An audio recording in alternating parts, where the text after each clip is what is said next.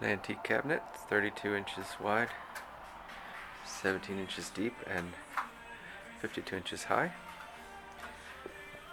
Nice unique door pulls for the two doors.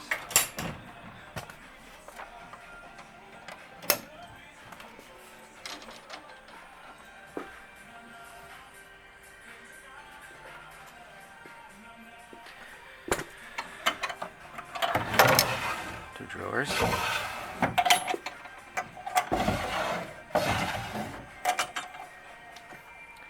This middle bar is removable.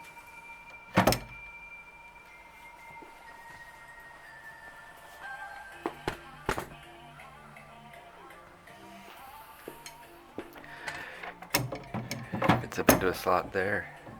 Up at the top. And down at the bottom it slides on.